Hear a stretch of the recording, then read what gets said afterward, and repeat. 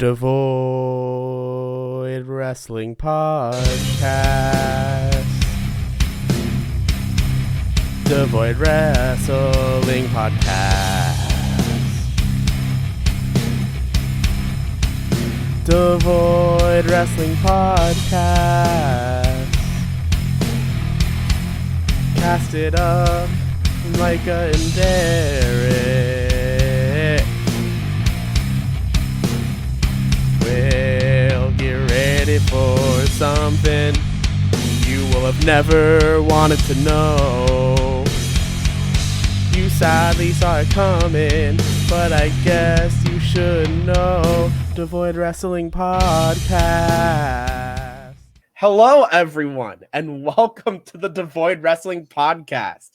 Now, this episode of the Devoid Wrestling Podcast, we are going to be doing our middle of the year awards. And for this very special occasion, I brought with me the only person I could, the person who helped me with last year's awards from the Theory of Humor on YouTube and other podcasts where he has guests. Let's introduce Micah. Micah, how are you doing today? I'm it's fantastic. You're fantastic. Well, it's been a while since you've been on the wrestling podcast in a talking one-on-one thing. You helped me out greatly, which I appreciate, with the Griff Garrison interview. And tied, whoever wants to say the predictions. I won that. That is bullshit. Cody won. That's not what you predicted, though, right? That is what did you predict? Entirely. I predicted Cody to win, but in 17 minutes and 76 seconds. Yeah. Which is funny. And Cody didn't lose in 17 minutes and 76 seconds or 17 seconds. That's true. He didn't lose at all. He did not lose at all. All right, so let's just get right into it. Let's just jump into it. Who's running this? Are you running this? Do you let your guests run this? I think since you're a seasoned vet, if you want to run this, I'm okay with it. It'll slide. Seasoned veteran. I think I've been on more programming than you have ever been on. Since you're a grizzled vet. All right, we're going to start from the bottom. Not you, James. Most underrated. My number one, Ethan Page. I mean, like, kid's a standout.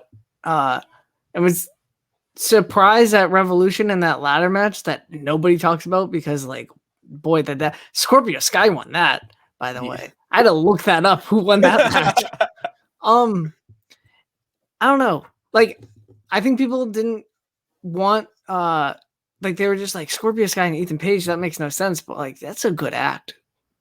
And like Ethan Page is like sick.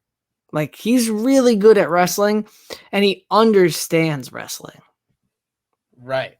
My number one actually changed very last minute because up until the June 29th, 2021 episode of NXT, my most underrated was Isaiah Swerve Scott.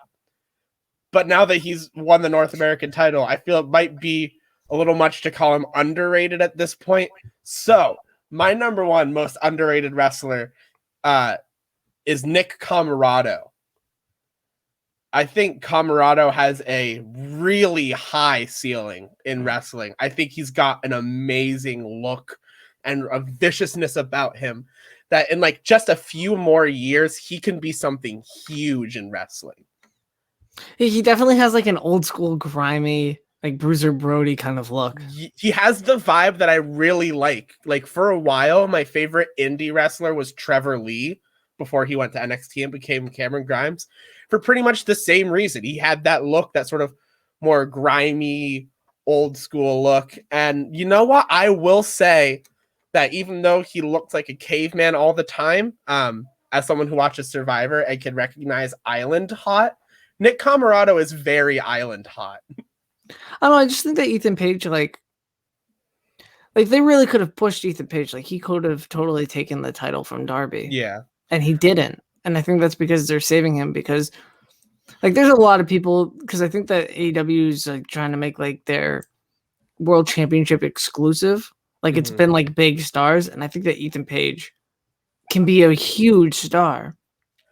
I agree. As much as it has been good, like as much as it's been a good thing to watch, I'm still kind of upset that they put him in a tag team with Scorpio Sky. Mm, Because, like, don't get me wrong, they're really great. But Ethan Page, especially, is just so good.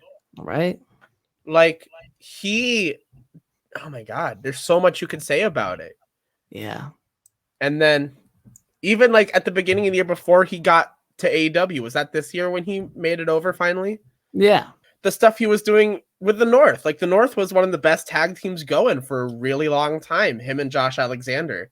And both of them have gone on to sort of bigger and better things, but it's almost weird that Josh Alexander is the one that's sort of benefiting from them becoming singles guys. Yeah. So Ethan Page. I think it's fair to say Ethan Page. This year I took most underrated as more of a someone who you don't see a lot who could be great. Yay, Ethan Page. Yay, Ethan Page. Congrats. We'll send you the medal via snail mail. And when we say medal, we mean piece of cardboard. And by snail mail, I mean I'm going to tape a piece of paper to a literal snail. Nice.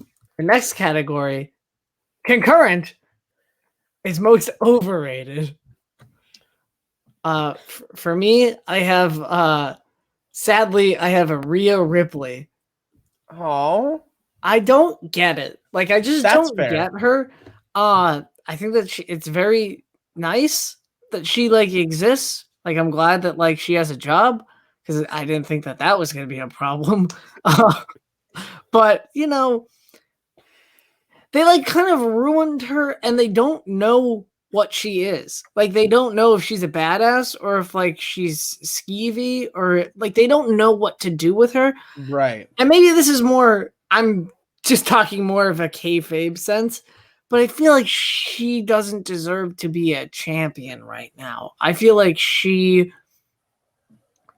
was thrust into the situation because they felt bad that Charlotte beat her last year. Right. And not that I don't think that she's ready, because I think that that's subjective to if somebody's ready to hold a championship. But I think that she could have had a little more chase. Right. Right. Yeah, no, I see what you're saying. It's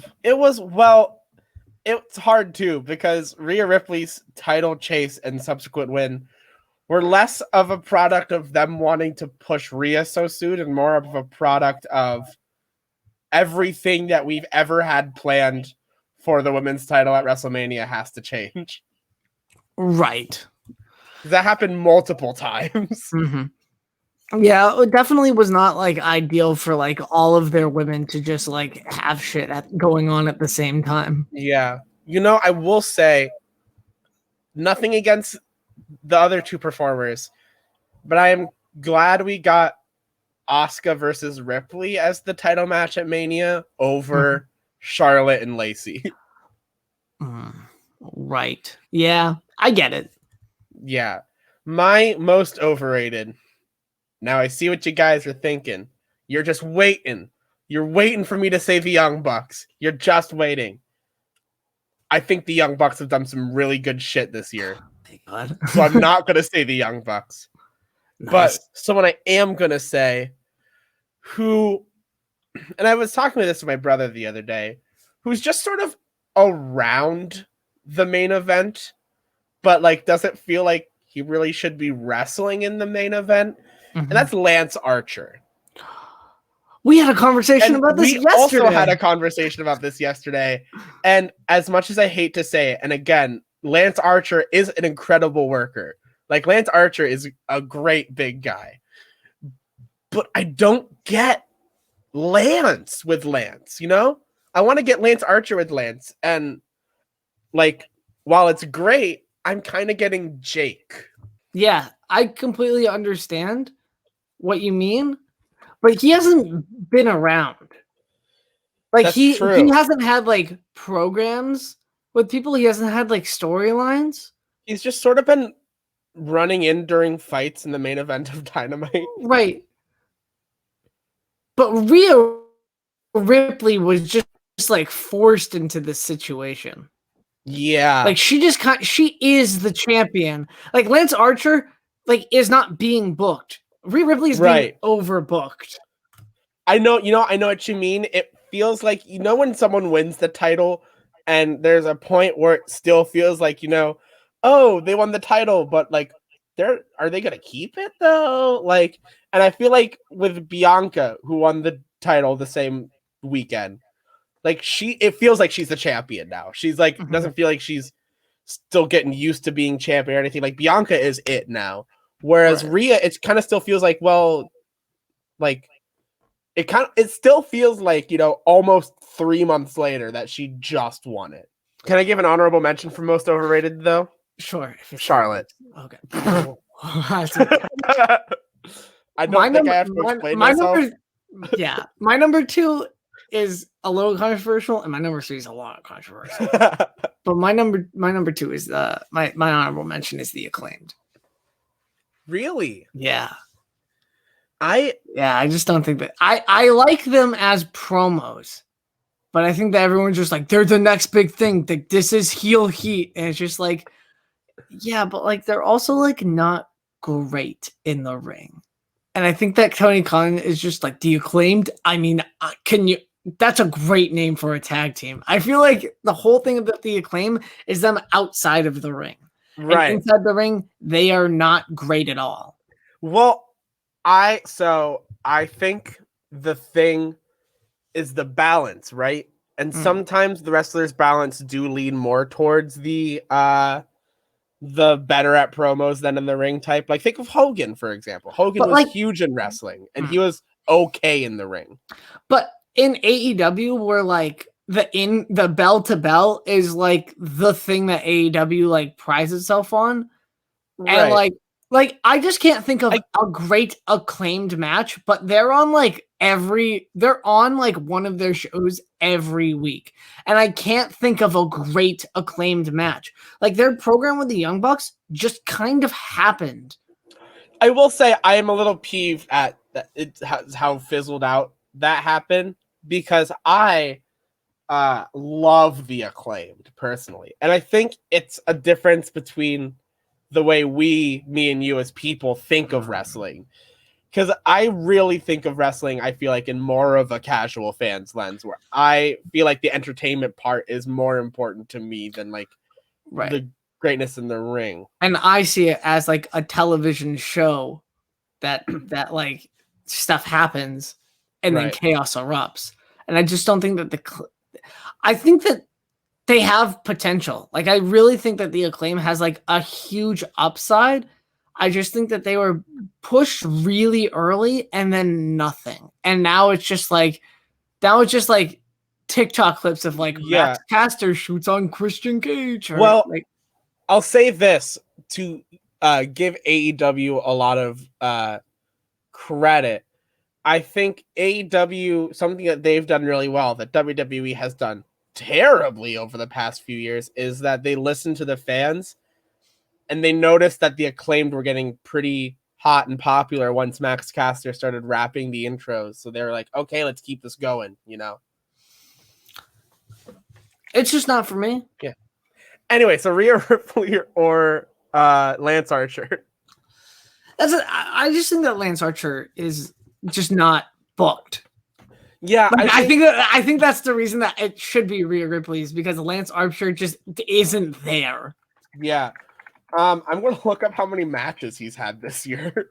And they're all on Dark. They're like the only match I can remember is him and Mox versus Kenny and Kenta. That's the only match on Dynamite I can remember. I don't think he's had an actual like important match in a while. He faced Miro for the TNT title. Yeah. At Double or Nothing. I would say that's an important match. I honestly forgot about that entirely. I would just say that's a kind of important match. It's not the pay-per-view. It's for a title. Well, most of that build was like, oh, it seems like Lance Archer is going to fight Darby Allin for the title. And then it just sort of, Miro just won the title, and they're like, okay, Lance Archer's going to fight Miro for the title. So yeah, okay. So is Lance Archer overrated because he has one pay-per-view match? Or is Rhea Ripley, who has just No. had matches? But I don't think Rhea Ripley's overrated either. I don't feel comfortable saying that because I don't think it's true. Because I think Rhea Ripley has been great. Actually, this is where I differ from the thing I just said about how I think of wrestling. Rhea Ripley's been awesome in the ring. Like as an entertainer in the ring, I think Rhea's been great. I think Rhea. I'll go with Lance Archer. I'll go with Lance Archer. Okay. It's fine. You're wrong, but it's fine. Agreed it. How about this? Compromise, it's a tie. Ooh, I like that. Best promo wrestler. Now, there was a last minute change apparently, because I thought we had the same ones, and now we don't. Because my number one is last year's winner, Eddie Kingston. Because of course it is. Have you heard Eddie Kingston talk? I don't think he knows pro wrestling isn't real. You can't convince me. And my number one, up until the June 26th, 2021 episode of All Elite Wrestling Dynamite, was also Eddie Kingston. And then just one more excellent promo on the June 26th, 2021 Saturday Night Dynamite from our own TNT champion Miro really just sold me. I think Miro has been the best promo all year so far. I think that's a nice pick. I think that's really nice. Yes. And because the answer overall is very clearly Eddie Kingston, I still want to talk about Miro for a second. That's fine. I'm glad that we're on the same page, that it's still Eddie Kingston, because before you go on like your 5-minute soliloquy about how much you love Rusev and shit, just listen to Eddie Kingston talk with so much passion. People talk about like, oh my God, there's like no passion. Like everything sounds so scripted. Eddie Kingston just goes out there and he's just like, this is how I feel, really.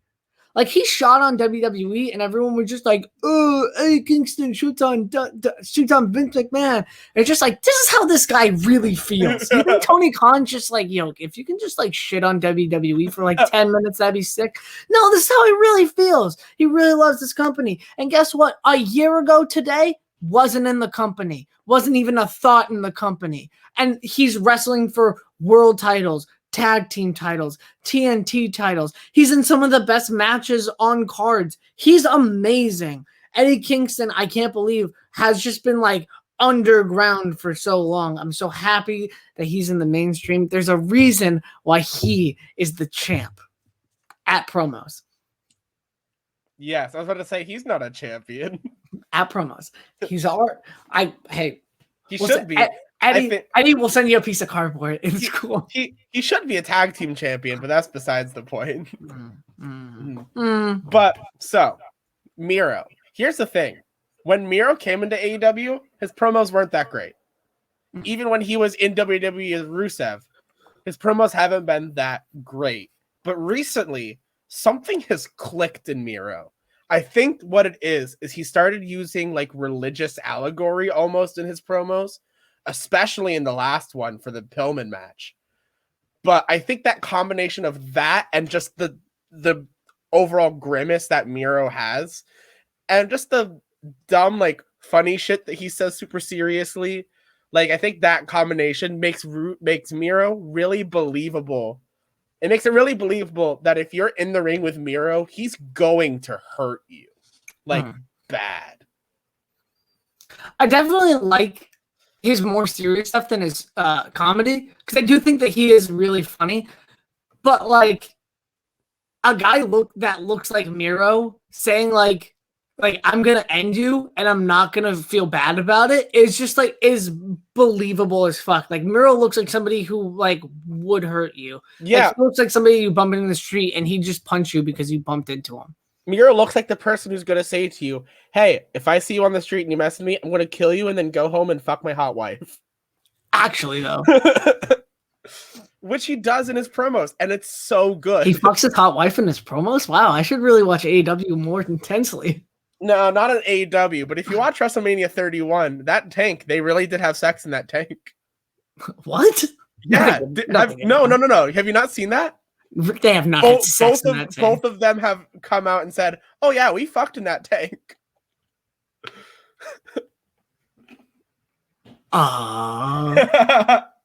This is true. I'm not even kidding. This is actually true. How have we never talked about this before?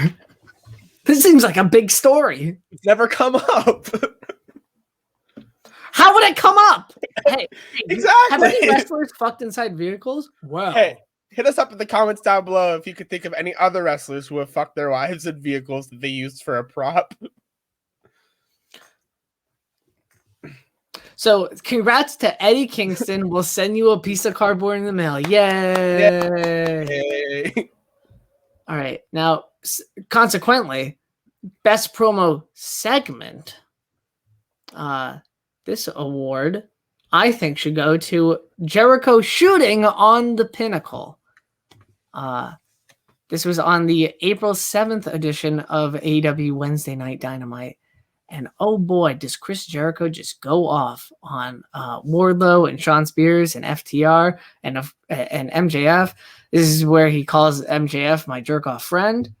And AEW is a kids program too. It certainly is not. It certainly is not. But yeah, Chris Jericho just goes off. He runs. He says like Sean Spears isn't relevant at all. He just says like Sean Spears, you suck. Fair enough. He says something about Wardlow, which is wild because Derek and I have talked about how attractive Wardlow is. He's hot. He's a good looking dude. Wardlow liked our tweet on not our tweet, our comment on Instagram. That's because me and Wardlow are childhood best friends. It's an accurate group statement. of childhood best friends who are just wrestlers. It's fantastic. And as they reveal themselves, I'll let you guys know. This is why I'm being signed to All Elite Wrestling. But it's gonna be. I mean, Chris Jericho had a stellar 2019. And then just kind of had a lackluster 2020 in comparison. I wasn't a big fan of his stuff with Orange Cassidy, and I wasn't huge into whatever it was supposed to be with MJF then. But I thought that it was really cool that he just kind of didn't go off script, but in kayfabe, it all made sense. He didn't say anything that was wrong outside of. He didn't shoot. He didn't He didn't call them by their real names. He just said facts. Right. I have the promos to all of the Inner Circle Pinnacle stuff, and I have liked 0 of the matches. Yeah, I have liked 0 of the matches. I have not liked either cage match. I thought it was fine. I thought that the MMA fight was fine. I thought it was weird. But whatever. And I thought that the blood and guts thing was really cool. I don't even mind the other thing. But the ad breaks took me out of that match a lot. Yeah. My best promo segment, which I have changed several times and actually just changed in my head 2 seconds ago. My best promo segment, I would have to say, is, I know this is controversial because when it happened, a lot of people didn't like it, but the ding dong hello from SmackDown about a month ago or so with Seth Rollins, I loved that shit. There's nothing better than 2 heels being dickheads for a long period of time, and then at least one of them getting their comeuppance almost immediately. I think Bayley and Seth both did such great work in that promo segment, and it ending with Cesaro ringing the doorbell to have the door open and him just attack, I think was amazing. I thought it was excellent. Sure. I would believe you if I have seen this segment. Understood. I just have nothing to add. I'm not sure if you've seen my segment. I have. And since it's the one we've both seen, I think it's fair to give that the win. 3 for 3. Let's go, baby. Actually, 4 for 4. Let's go, baby. Oh, baby. All right, let's go over, since we're on segments, best angle. Now, as you can tell, it's a toss-up between two. And it really is a toss-up between my number 1 and 2 are, number 1 is Kenny Omega and the Super Elite, and number 2 is the head of the table. A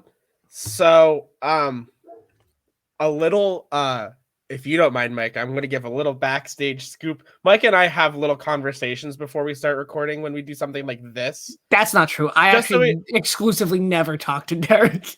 But something I brought up is what I'm having be my best angle, which I was going to have be my best promo segment, but it makes more sense to have it as best angle, is Samoa Joe as the head of security for NXT. Oh, it's very recent. It's very recent, but I'm very strongly going to stick by it. Okay. I don't think I have to talk about my number 1 because I thought that it was going to be between my number 1 and 2, and yours were just going to be flipped. But I would like to hear this out because there's literally been 4 hours max that this could possibly be. So right.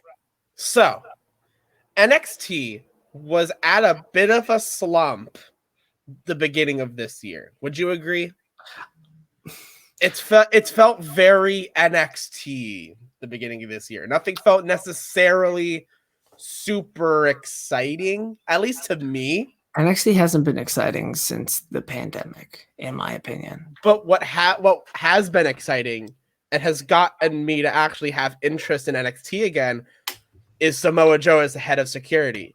That first episode, I started watching in the middle because I saw all the clips, and I went back and watched the episode again. Something about it's just Samoa Joe being Samoa Joe. And honestly, that's been one of the best things in wrestling for the past 20 years is Samoa Joe just being Samoa Joe. Beating people up. If someone pushes him and provokes him, just choking them out immediately. I think my favorite part of this so far has been when Adam Cole got in a fight backstage and he pushed Samoa Joe. Samoa Joe just put him in a freaking headlock and just knocked him out. And he went, when he wakes up, tell him Mr. Regal wants to see him. Just that. And even this week, it's a combination of how like the really fun and exciting stuff that's already happened and the idea of what could happen, what they've been teasing too as part of it. With like Cole and Dunn and all that. So I'm going to pull a U then, and I'm going to switch my number 2 to my number 1 because the more I'm thinking about it. All right. So Roman told story from when he returned at SummerSlam to the beginning of this year was he wanted respect. 2021 is that he has respect, and he's just not satisfied. The 2021 story is Roman Reigns is not satisfied anymore. He was upstaged by Edge, and he's being out reactioned by Daniel Bryan. So he beats them both and pins them at the same time. Love it. He doesn't like Cesaro, so he just beats him. And he almost loses. That's the thing about Roman Reigns, is that he almost loses. And like there's visual stuff. There's like visual pins, visual submissions that are just unnoticed by the referee. Like he taps to Daniel Bryan a little bit.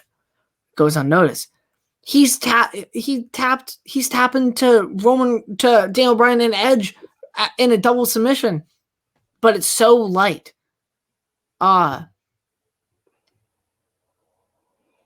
And those are the only 2 times he's tapped in his whole career, right? Right. At least, like, maybe he tapped an FCW. I don't know. But Teaming with Breeze? No way. he exudes a type of confidence that goes unmatched in wrestling. Because Kenny Omega clings on to his titles, and Roman Reigns decimates entire rosters. That is just like, who is he going to face next? Like, now it's Rey Mysterio. Nothing against Rey Mysterio, but should Rey Mysterio be fighting for a world title in 2021? Probably Yes. not. Okay.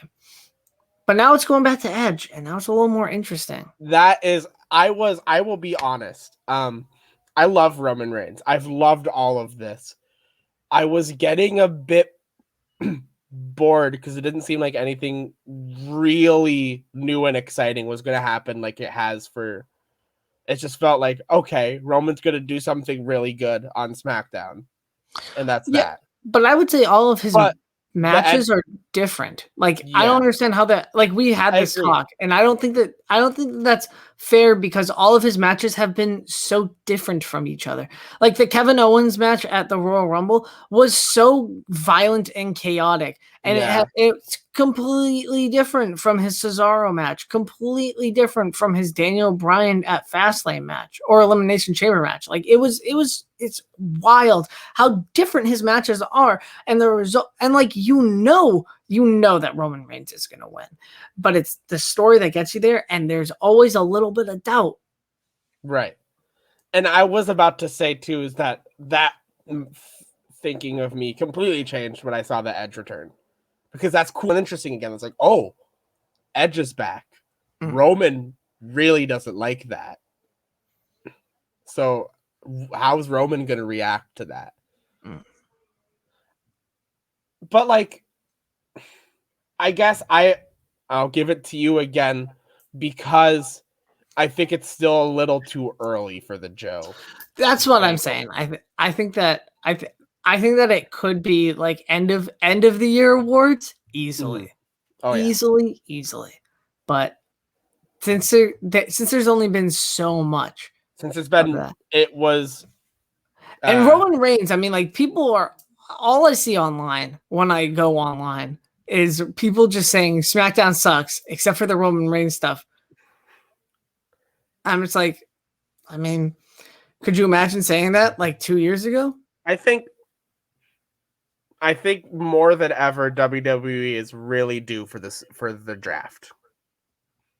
Is what I'll say about that little spit. Because I don't want to get too much into it because I have a lot of opinions and we still have a lot of things to get to. All right, congratulations, Roman Reigns! Yay! Worst angle. Oh, this is easy, I think, for us. Oh yeah. Oh yeah. Should I? You'll say it. You say it because then it seems like you get a win. Yeah. Thanks.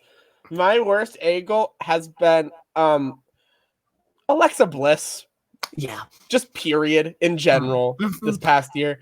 And I will tell you, at least for me, she's not going to show up in my worst wrestler because she is still really good in the ring and she's good at what she's given. Like, she's doing a good job. It just, the thing that she's doing a good job at sucks.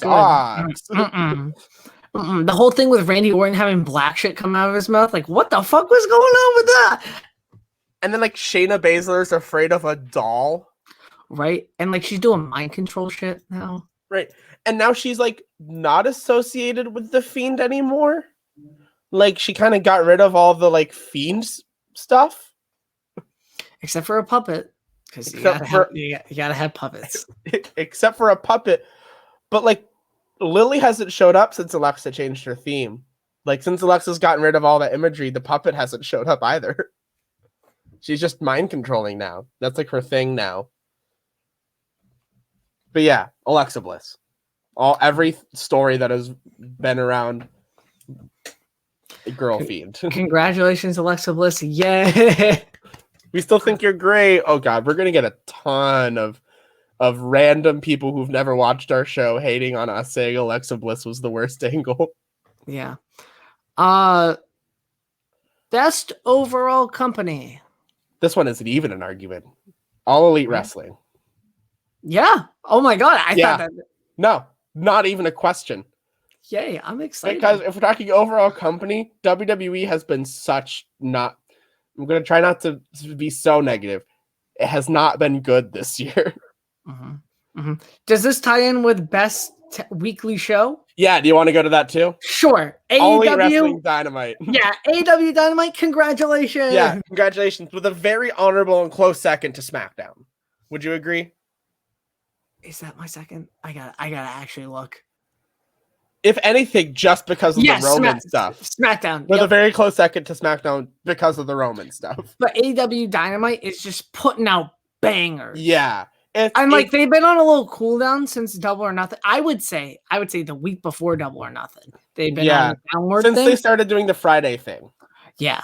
But other than that, they have been on a tear. They were on a severe tear. Like up until Revolution, from Full Gear to Revolution was like some of the best wrestling there has ever been. And I think there's two really key players in that. And I'm not going to say who, because I have a feeling we're going to talk about both of them later. The Young Bucks. Hold up. But yeah, all the shit with different companies, like all the Impact stuff, all of the New Japan stuff, some AAA stuff, I have to say. Yeah. The thing about AEW Dynamite that I like, not AEW the company, because I do have a little bit of problems, but the thing about Dynamite is that you don't see the same things happening every week. Like every week, Drew McIntyre is in the main event of Raw. Yeah. Which is boring. Yeah. As a television show, that's boring. And it's always like 20-minute promo in the front, and then there's a Drew McIntyre match at the end. Yeah. I can always bet on that. But in AEW, anybody can main event, and it seems credible. Like it seems credible because the show is built around that. Right. Like Sammy Guevara and MJF is a match that is going to happen as of recording tonight. It seems like a worthy build because there's been a lot of hype behind that. That has been a match that people have wanted to see for almost a year and a half. Right. It is insane that it has not happened yet, but it seems like it should happen. And there's a title match too. Like that could main event. Tag team wrestling, that could main event. Hangman Page could main event. Like many different stipulations, many different wrestlers, many different variations of wrestlers could main event that show. And I think that speaks to the depth of AEW's roster. Yeah. I mean, even think of like Preston Vance, someone who like has kind of been like, oh, he's a part of the Dark Order, but he's main evented twice, and both times made perfect sense. 3 times. Twice this year. Was it 3 times? Twice this year, but 3 times. There's the TNT title match, the Brody Lee tribute show match. What was the third one? That's what I was thinking. I thought that you weren't thinking about the Brody Lee tribute match.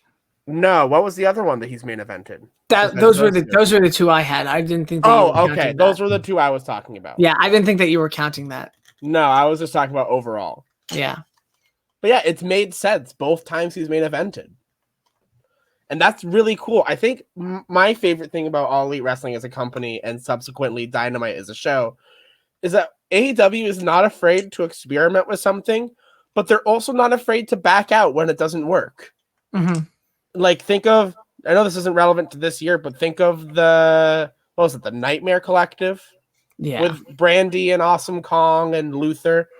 Like they experimented with that. They wanted to try something. Didn't work. So they stopped. That's what AEW does great. Yeah. That's another thing. Women main invented. Yeah. And like people are just like they shouldn't be doing that. But how long did it take WWE to do that? Like AEW is a relatively new company. Right. WWE never did that in its first 10 years, I would say, of being televised, had a women's main event match or a women's hardcore match.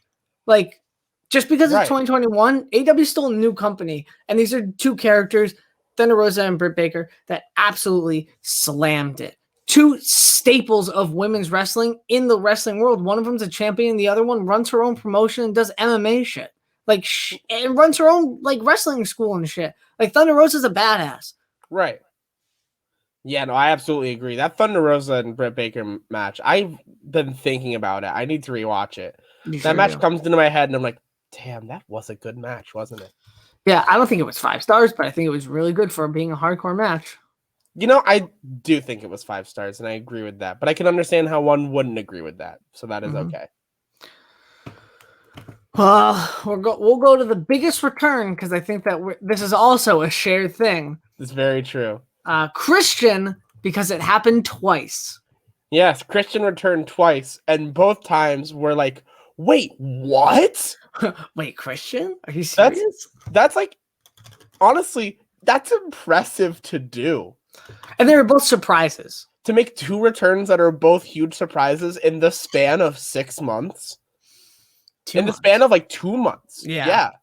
That's crazy. Yeah, Christian Cage is he's pretty good at the whole wrestling thing. Yeah, I don't know if you guys know this, but he can outwork pretty much everyone. Yeah. I would say that he's like a Hall of Famer talent or something like that. It's crazy. He should be in the Hall of Fame. I'm kind of upset he isn't. Biggest return. Yay, Christian. Hey, Christian. Now moving on to biggest disappointment, because we're always negative when we're positive. I'm gonna say mine first because I know Derek's and mine would be an underwhelming second. The AEW Revolution ending. That ring didn't explode. John Moxley didn't die. You know, actually, to tie this into what we were talking about earlier, you know why I don't think this was the biggest disappointment? Is because Eddie Kingston is so good at promos that he pretty much fixed it the next Dynamite. You're not wrong. He was like really you really aren't wrong. It still should have maybe like foomed a little bit. Yeah. I could see just in general saying bold AEW finishes.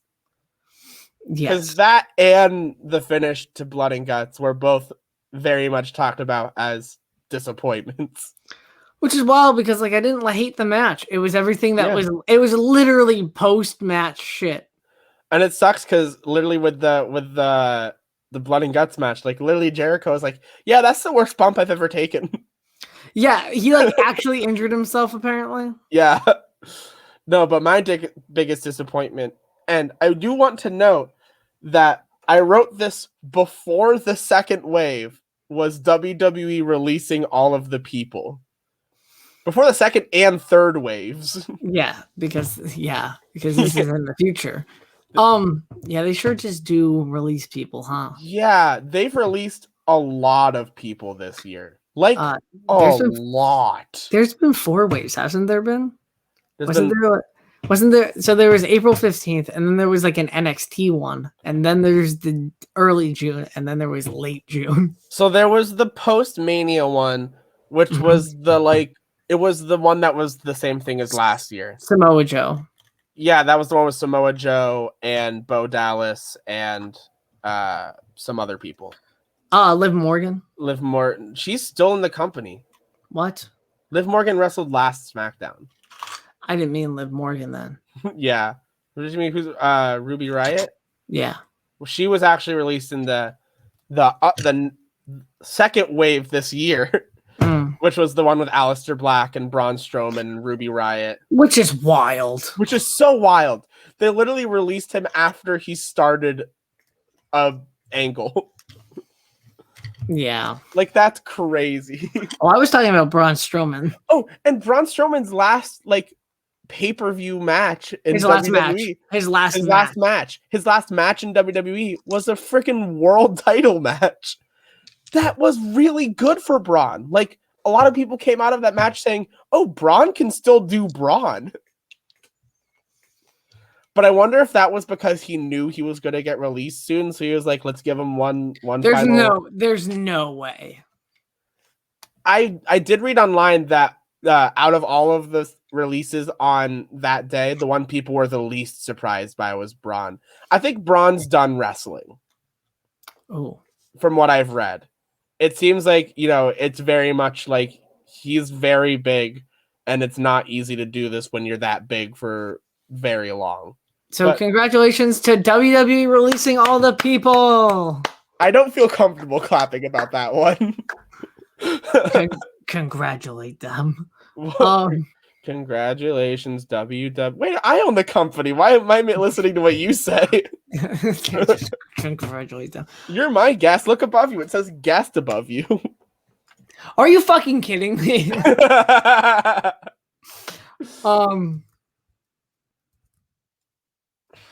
Number biggest upset. All right.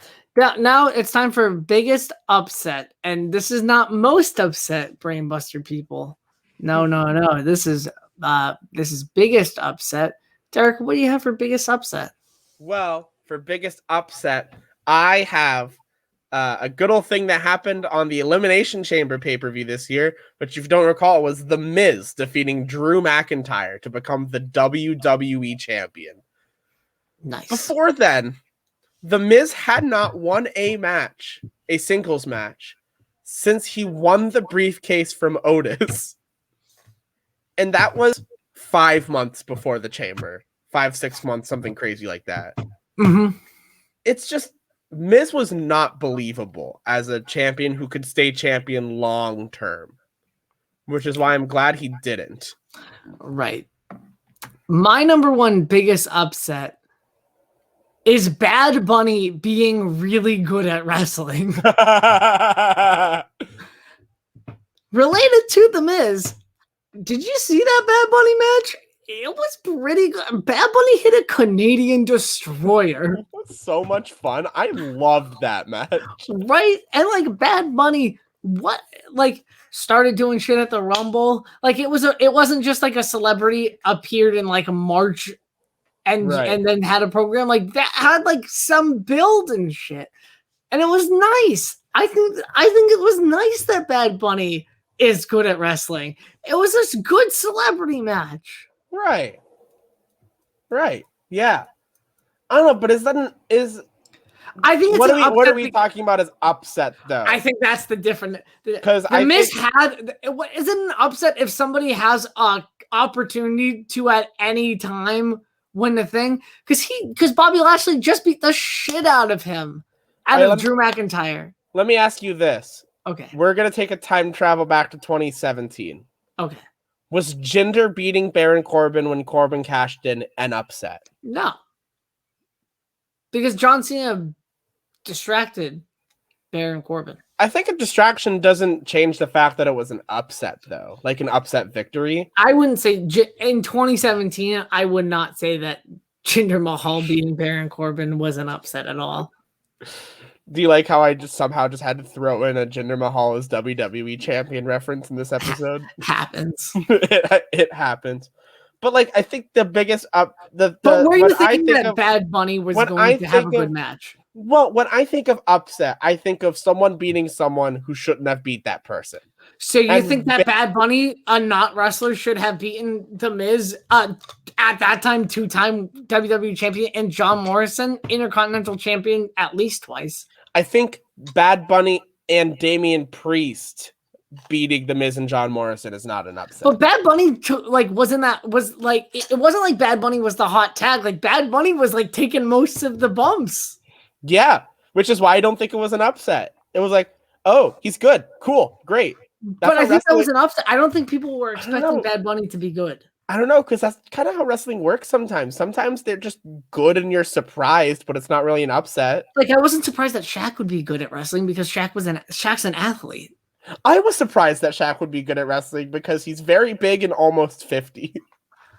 Yeah, but he's like a real athlete. Like, he's like a NBA champion, NBA MVP, NBA Finals MVP, like legend, apparently funny. Like, but he's an athlete at first. Like, he's an athlete. Right. But his big athletic days were a while ago.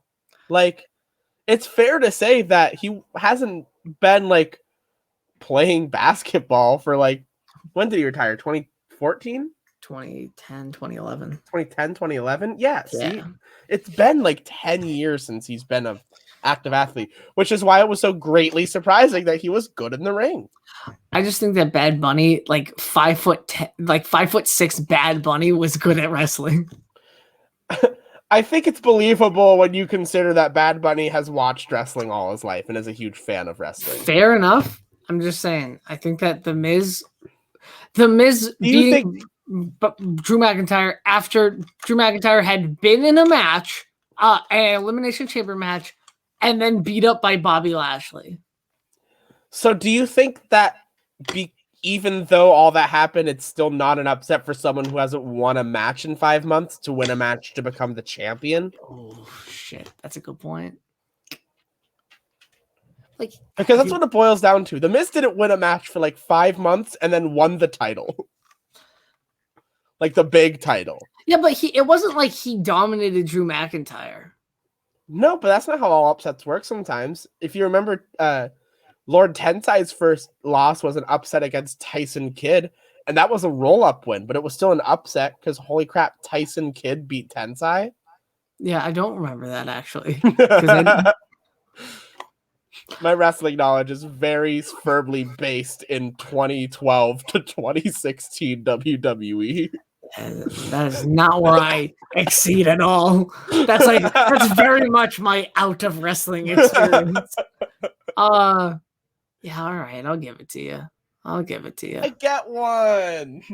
Yay. Yay. Congratulations, The Miz. Woo! Best pay-per-view. Best pay-per-view. Now, what's your number one? Because I'm torn between two. And honestly, if your number one is one of them, I'm just going to go with it. Double or Nothing. Double or Nothing is my number one, too. Yay! AEW keeps winning. Literally, I was just between the two AEW pay-per-views that have happened this year. Oh, no, I think that Cody match aside, I think that Double or Nothing was safe. And also in front of fans. I think in front of fans, like, pushed that helps a lot. That helped a lot. Like, even like WrestleMania 37, I honestly, like, in like 2 years, I won't be able to remember anything that happened at the WrestleMania except that fans were there. And it rained. and there was a rain delay. The funniest shit ever. That's Fox. That's Fox pushing down on WWE for realistic sports combat. Yeah. Worst pay-per-view. Haha. Do you want to go first or should I? Because mine's a little niche.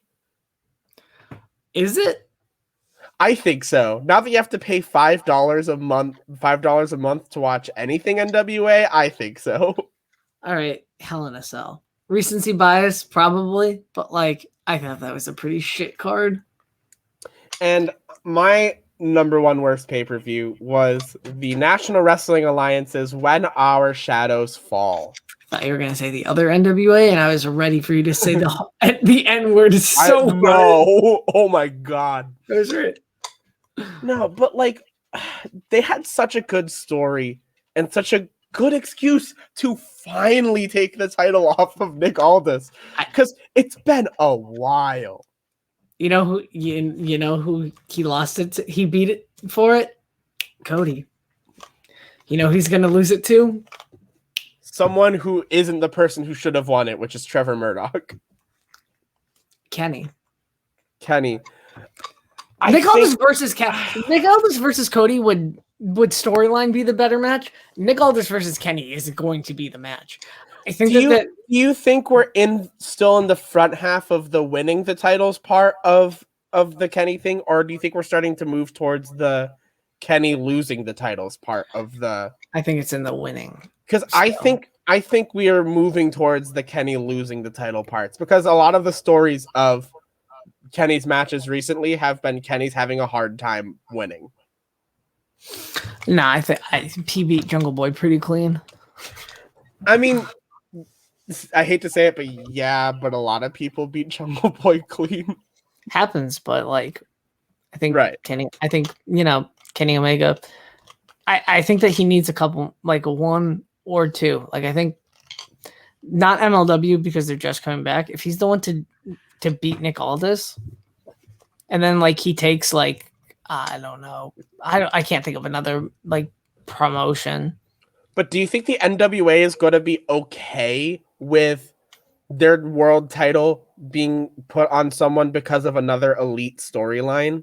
Yeah, I think it's because that the NWA is floundering, and they'll take all the eyes that they can get to their product. It doesn't seem like that if they keep booking Tyrus. It's fair enough. It's fair enough. And that's one of the downsides about this pay-per-view, honestly, is that Tyrus wrestled. He's bad. He wasn't good as Brodus Clay. He's not good now. So yeah, because it's on my list, I will give it to the NWA. So congratulations, the NWA. Yay. Great.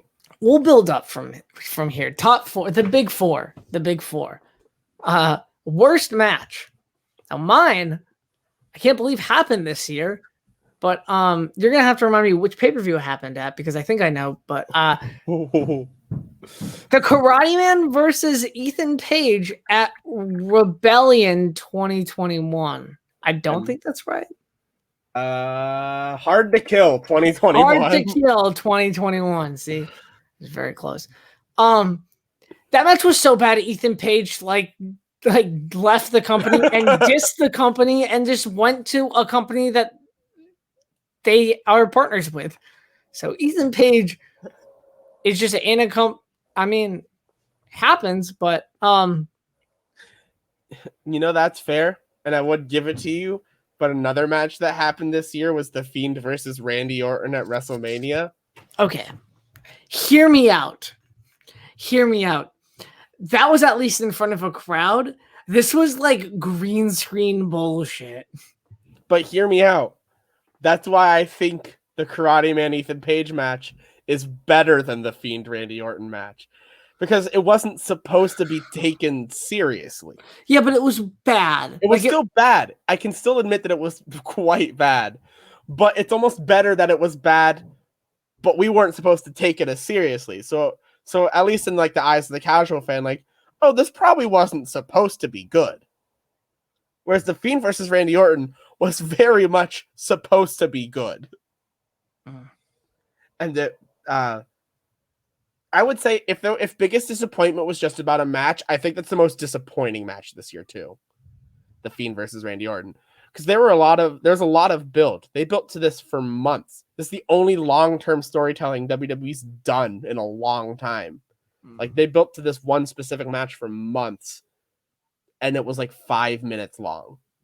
And Orton won. In white. Because of an Alexa Bliss distraction. God damn it. Yeah, but like that at least like finished the story. This like actively was hard to watch. No, it was hard to kill. I'm okay with you if you're okay with this also being a tie. I am okay with this being a tie because both matches are dog shit for very different reasons. But for the same reason, if you think about it. Bad management. Bad characters.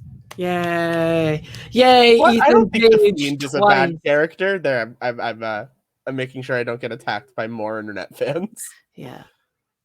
All right. Moving up to best match. Now, this is going to be hard for us to agree on. I feel. Because your pick is my pick. See, I had a hard time not mentioning my favorite at least once. And honestly, I think the best match so far this year in terms of what I like in wrestling has been Darby Allin versus Brian Cage for the All Elite Wrestling Turner Network Television Championship. It was built for maybe too long, but it was still very well built. Yeah, I was going to say built for literally 8 months. There's one match that just happened on television. Yeah, but that build plus this was the peak of Darby Allin just inching away with the title. That sort of went on and got a little annoying for me personally. But just I've missed a good, exciting big man, little man match. I feel like there hasn't been a really good one in a while. And this was exactly that to a T. My number one is Kenny Omega versus Ray Phoenix for the Crazy. All Elite Wrestling World Championship at New Year's Smash 1. I mean, it was one of the first shows of the year, and holy shit, dude, it's such a good match. Like, it's just such a good match. It really is. I want to say something that I think upsets you. I don't think that was Kenny's best match this year. It was nope, definitely was not. Okay, cool. I don't think that was the best Kenny match this year. But no, that was the I think the best Kenny match this year so far is the triple threat. Yeah. Actually. Yeah. Should we just say that since we both agree on that? Can their best just be the triple threat? Nah, because Ray Phoenix, man, is so damn good in the ring. He's so damn good in the ring, dude. He's so good. That kick up into a super kick was so fucking cool. Oh my god. I think the one thing, and I agree, it was a really good match. The one thing that I don't know if it hurts the match, but I feel like it's important to mention with Ray Phoenix, he's so good, but his style, it doesn't turn me off, but it can turn a lot of other people off to wrestling. Mm-hmm. There's some people who really don't like that style, like Jim Cornette probably. Because a lot of Ray Phoenix's stuff is like, what's the coolest flip you can do? And I love that. Yeah, but like, have you seen Ray Phoenix before? Like, he's so damn good in the ring. It's true. Like, there's a reason they call him Ray. Wait. Because Ray Mysterio. Though? Yeah, no, Ray Mysterio. I'm pretty sure that's why he has the moniker Ray Phoenix. Well, actually, fun lesson. Ray, I think it's in Spanish, but I know the Ray in at least Ray Mysterio actually means king. Right, but I don't think that Which is why I don't think Ray Phoenix is his real name. I gotta look this up. No, it's probably. I would never expect someone to wrestle under a mask and go by their real name. Yeah. Like, that's why, like, masked wrestlers go by, like, Blue Demon and shit like that. my legal name is Blue.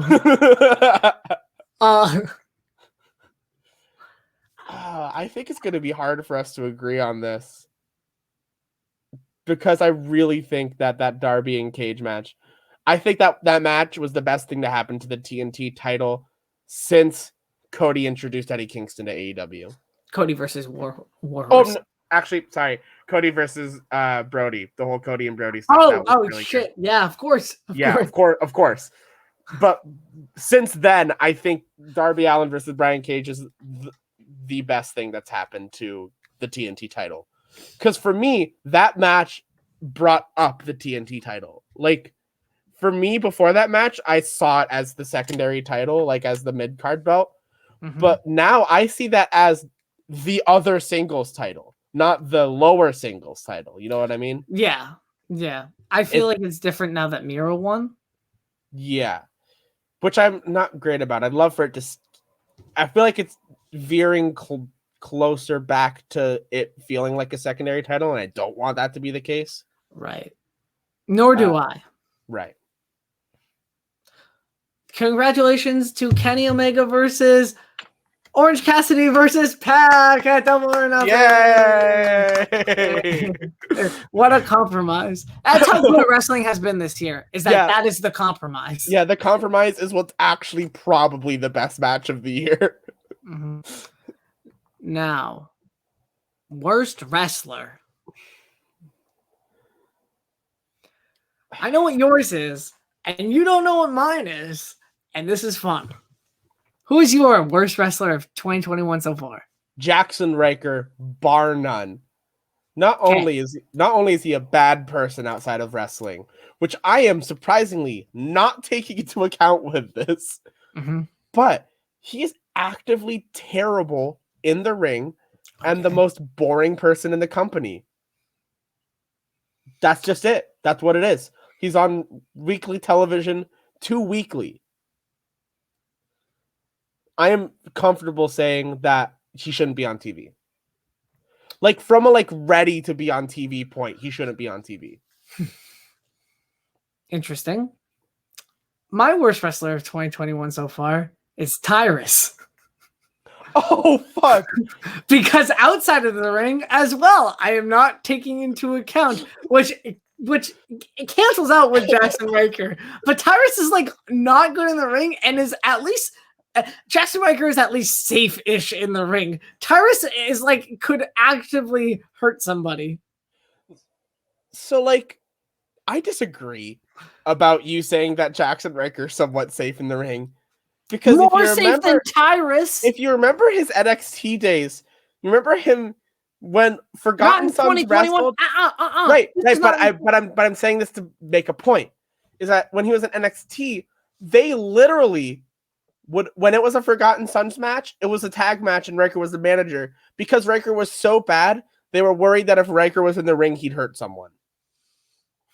And I don't think he's gotten better since then. But also, I absolutely agree with, we have two different people for the same reason. Yeah. I just think that my person is worse. Can the winner of this be a "you both suck" chant? You both suck. You both suck. You both suck. So congratulations to other joint winners. There's been a lot of joint winners. Hopefully at the end of the year there's not Right. Hopefully we agree more at the end of the year. We won't, but let's hope. Yeah, it's nice to hope. It's nice to have dreams. Can't think of it anymore. Tyrus and Gunner. Do you think they wrestled on Impact ever? Do you think they ever crossed paths? I can't think of his name, and we just said it too. Jackson Riker. Because you're gonna make graphics. I'm just writing down the winners. Best match: Kenny Omega versus. Oh my god, they did wrestle each other. Please, let's never watch that match. All right, best female wrestler.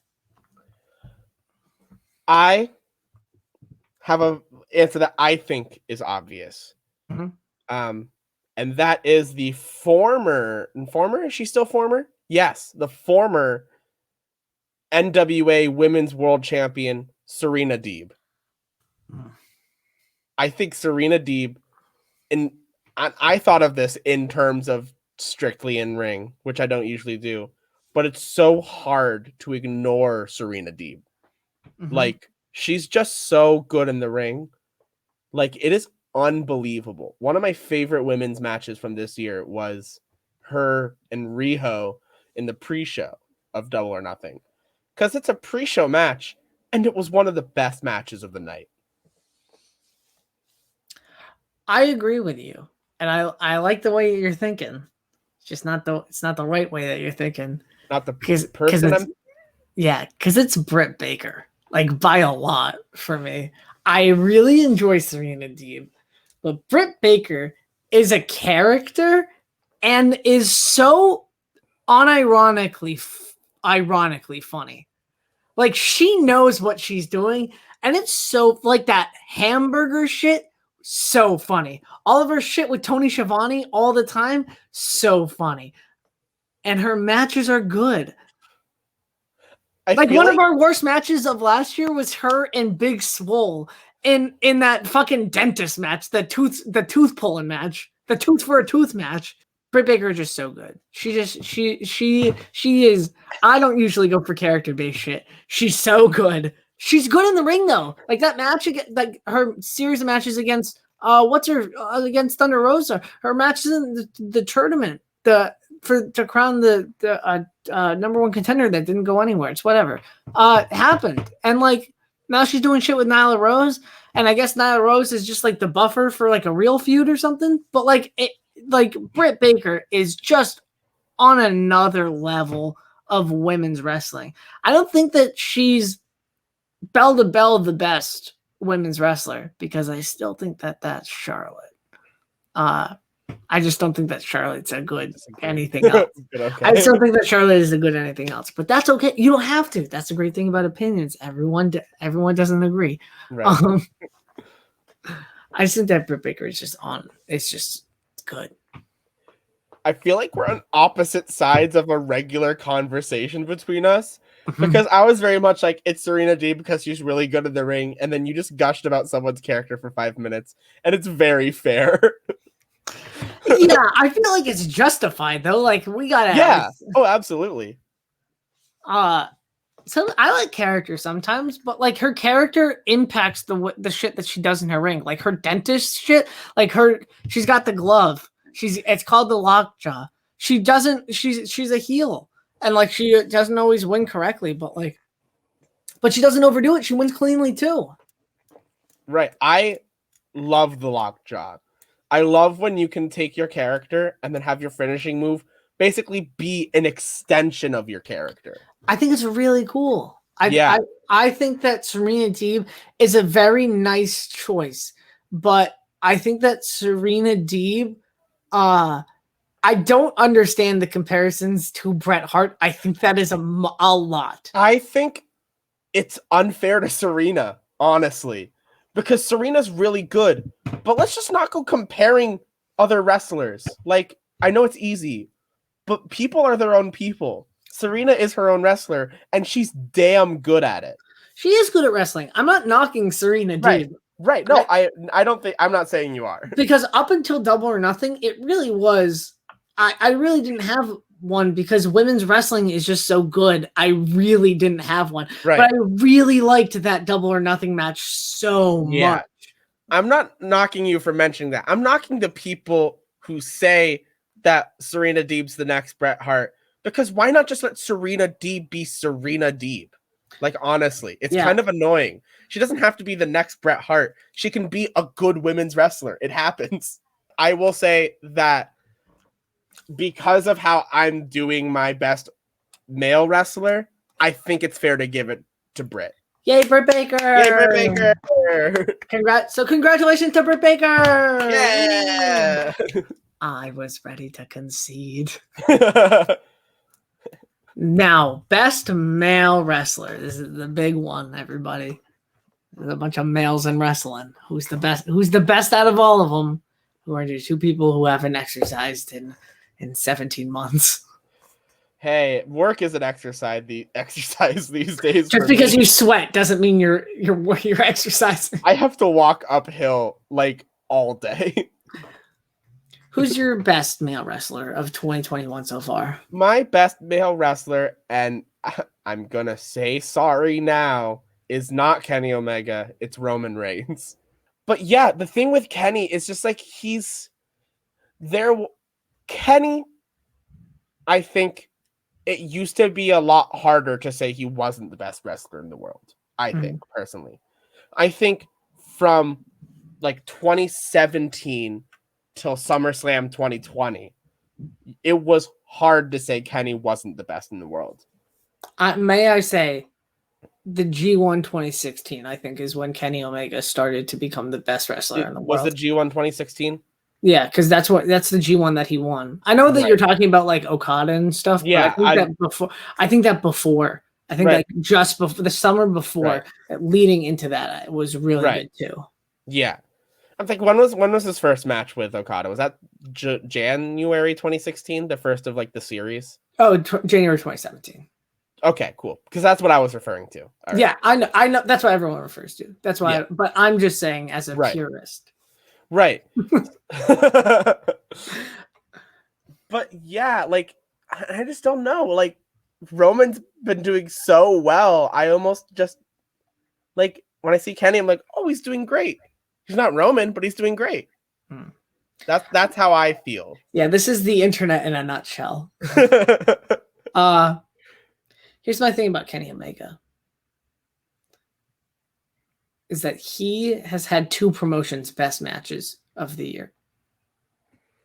And Roman Reigns, while he is good, he is only in WWE. Kenny Omega is doing, like, I'm not talking about Kenny Omega as like the All Elite World Champion. I'm talking about Kenny Omega as the All Elite World Champion Impact World Champion, TNA World Champion, AAA World Champion. Like Kenny Omega has 3. I'm not gonna say 4 because that was a joke. It has 3 main promotions championships. I say what you want about the Moose match. I thought it was awesome. The match against Rich Swann and Moose and Sabin was awesome. Like his match against Rich Swann, awesome. But that's outside of AEW. Right. I think he's. I don't think that this is peak Kenny. I think peak Kenny could happen. No, and I think peak Roman beats not peak Kenny. Right. This is what I'm saying though. I think not peak Kenny still outclasses Roman. I think Roman Reigns is the best character in wrestling. I'm gonna go back, but in ring, Roman Reigns is. I know I praised Roman's stuff before, but Kenny is just on a different level, like huge picture storyline wise. Because he's doing it with multiple promotions, and he's doing it. He's really doing it with like 3 promotions if we're including New Japan, and he's doing it. He's doing tag matches, trios matches, tag team matches. He's doing all different types of matches. Roman Reigns is just doing singles matches, singles championship matches where Kenny Omega isn't. Right.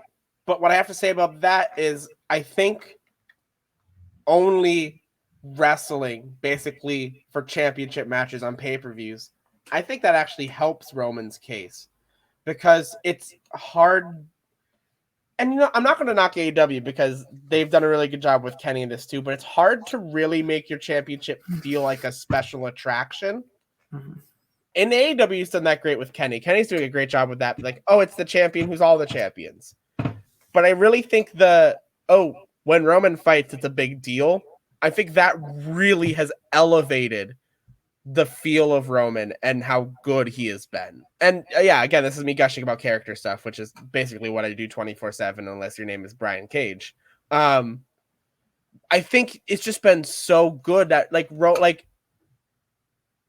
me think of this in a way that's articulate. Roman Reigns is really good because the matches he are in feel really, really, really important. And there's not a match that doesn't feel as important as the last one. Kenny is awesome. His big matches feel like a big deal, but Kenny also does have a lot of matches that feel like less of a big deal. Whereas I feel like every Roman match feels like a big deal these days. Roman Reigns is like the focal point of his story, where Kenny Omega is like,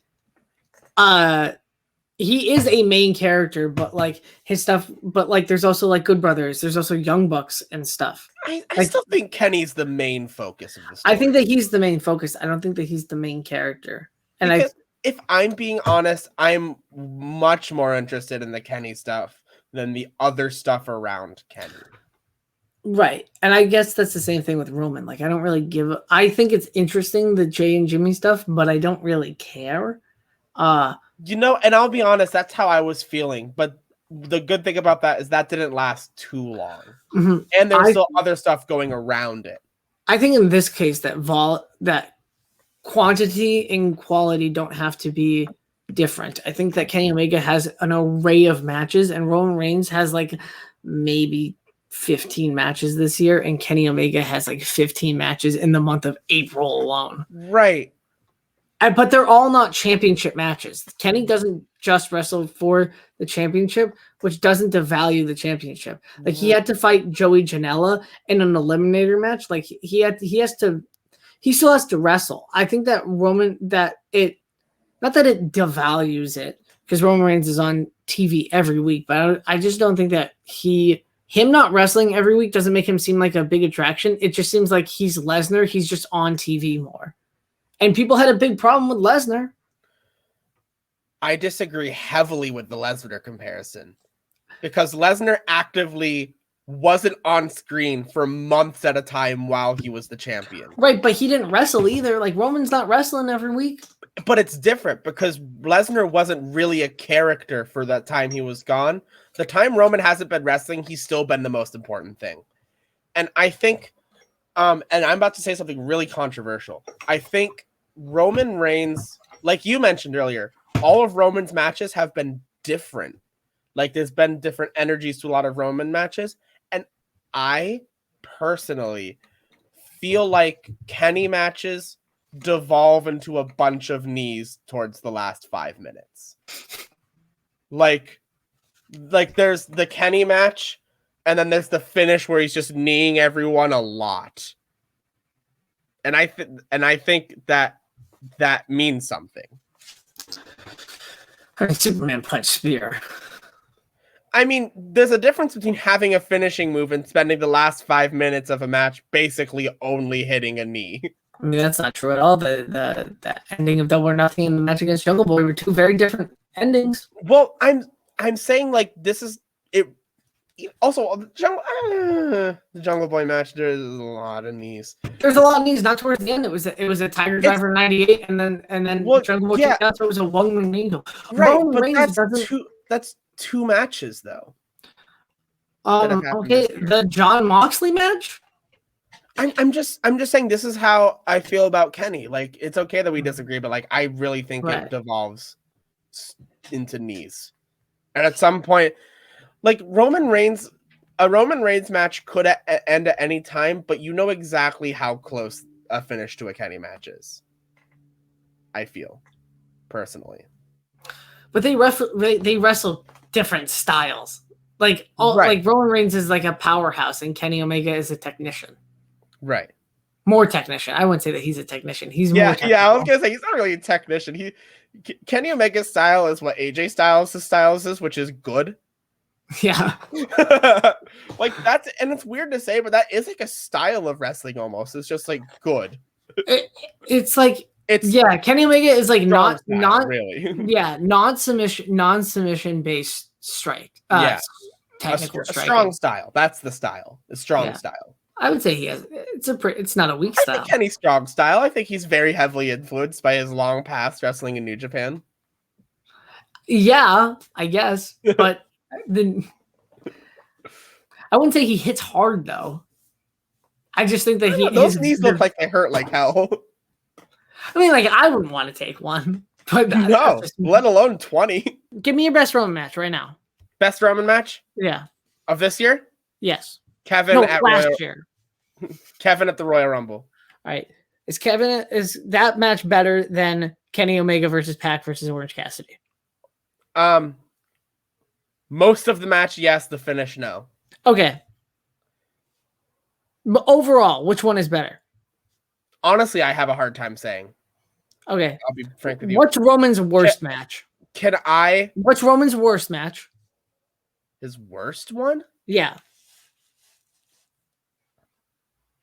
I mean, I guess the one with Bryan in Elimination Chamber, because it was like 30 seconds long. What's Kenny's worst match?